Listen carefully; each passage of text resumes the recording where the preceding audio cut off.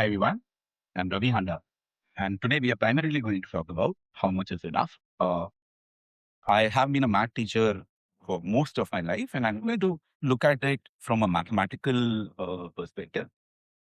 Along with that, for the last 4 years, I have been living off my portfolio, which have given me my spending habits, have given me few insights, which I believe are not yet covered by any sort of retirement framework, any sort of retirement number that we look at. So I had to sort of come up with my own system based on academic research. That is what we are going to primarily talk about today. So the mistake that people make when these research models are being done is they have a very static thinking, which means they assume that your spending is going to remain the same let's forget about inflation for the time being. In real terms, your spending is going to remain the same, which means that uh, whatever you are spending at 45, you would be spending the same amount of money at 85 as well. And that drives nearly every model that exists in one way or the other. The second thing is any of the models that you look at, except for a couple of them like Klinger, they assume that there is no flexibility. There is nothing in your hand that you can do to change your expenses.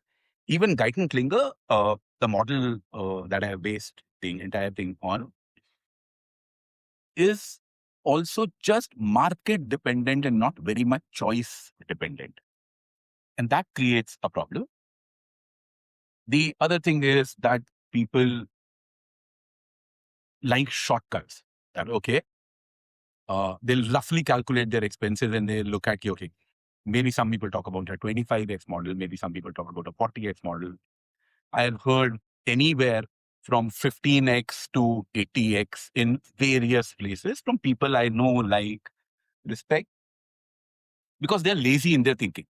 That is the problem. They do not delve deeper into it. These are smart people. But because they don't give it a lot of thought, they come up with an easy answer, easy solution. Uh, so this entire thing is an exercise in the hope that people think a little more deeply when they're thinking about how much is enough and trying to answer that question. So the 40-year retirement is what I have based this entire thing on, because that's typically coming from my perspective. I'm in early 40s. Uh, I hope to live till early 80s and then a little bit of an adjustment according to that. I've divided this phase, this entire 40-year time span, in three broad phases, which are the go-go years, the slow-go years, and the no-go years. This essentially comes from a late 90s book, which talked about how retirement evolves. And the key difference in the go-go years, the slow-go years, and the no-go years, as the term indicates, is with respect to mobility, that how active you are. Uh, and based upon how active you are, a lot of other things move with respect to that. So it is quite possible that you will have a 72-year-old who is significantly more active than a 52-year-old. And we have examples in the group already where someone who's in mid-50s is probably the fittest guy in the room, where I don't know who is the eldest in the room, is the fittest guy in the room as well. So that changes from a person to person perspective. But broad speaking, when it comes to generalizations, this is how your life goes. When we look at lifestyle expenses or any sort of expenses for that matter, there will always be categories which will be essential in nature. There will always be categories which will be discretionary in nature. For this, what I have done is I've started with a broad number for this entire exercise so that it is easier to understand. You can start with the number 100 as well, but these are some numbers which I looked at my life, how much am I spending, and based on those. 1.5 to 2 lakh rupees a month is the regular lifestyle expenses that I'm talking about here, which gives me a base of 18 lakhs and then a 6 lakh buffer when it becomes analyzed. which gets me a total number of 24 lakh rupees. Now, as I age, as we all age, it will essentially go down because a lot of expenses will go away. A lot of dependents will eventually move out of your house. Either your parents will die or your kids will start living their own lives. Yeah. So these are your day-to-day regular expenses. I'll give up a breakup of them, how at least what my expenses are today and why I see them changing. Now, it is possible for you, you are at a certain stage in your life where you might not see this falling. But for a 40-year retirement, this is broadly the pattern that will go on as you move age. These expenses will come down. The other thing is, at least with me, and I believe with a lot of people who are in a certain socioeconomic strata that they can even think about FIRE, a large chunk of their expenses is travel related.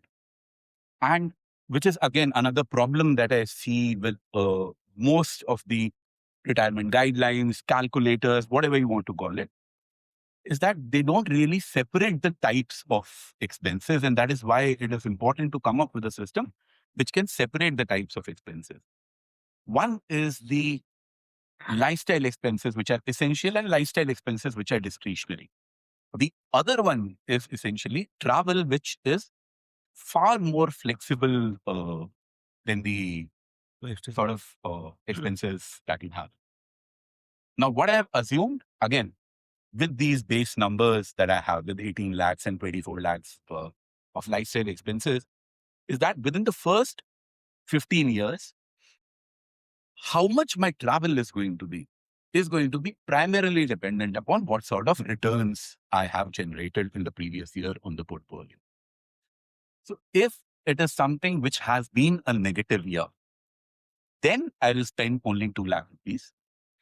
If it has been a reasonable or a good year, and these are just some numbers that I have put in, you can have your own, but 0 to 10% is effectively average year that I'm talking about. There I will spend a 6 lakh rupee number.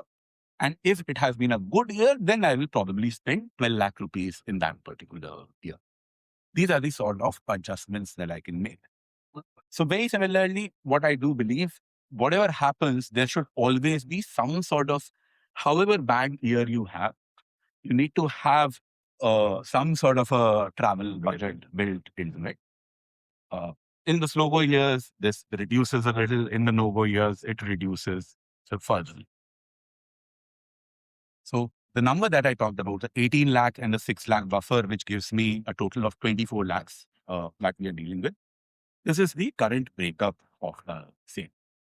And these are, again, broadly what my numbers are, which is the driver and the house help. That takes away 40,000 rupees.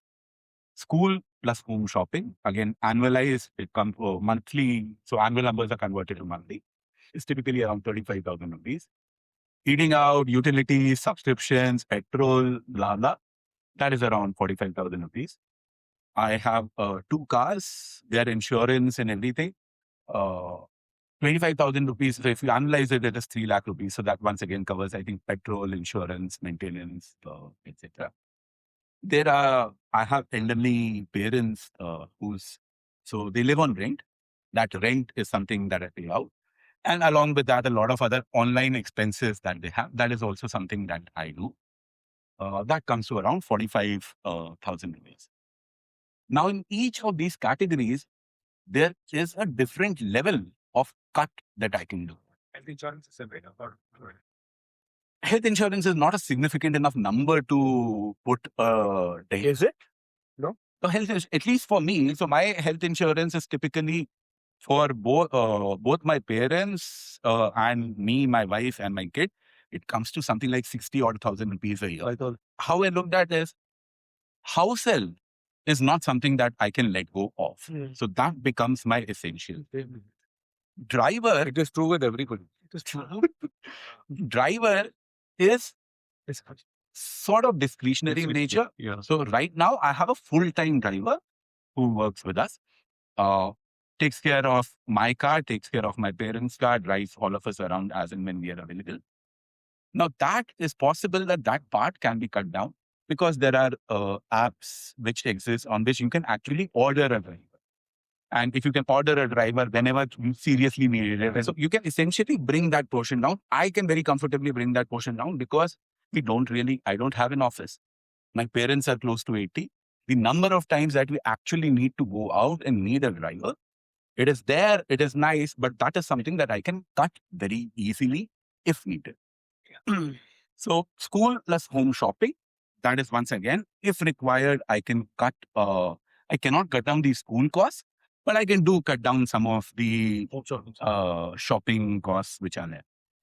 With respect to eating out, utilities, once again, now in utilities, I can't really cut out anything. But with respect to eating out, I can cut out from a 45,000 budget to a 30,000 budget. The eating out is, again, something very, very random. In cars plus insurance, again, the option to cut down is very, very little. So max to max, if I try and optimize that, I'll probably come down from a 25,000 to a 20,000 number. Once again, for my parents, so out of this 45,000 rupees, 30,000 rupees is their rent. I can't do anything about that. So in the current model, what we are looking at is an 18 lakh and a 6 lakh figure, annualized basis. 33% of my lifestyle spending is essentially the sort of buffer that I have.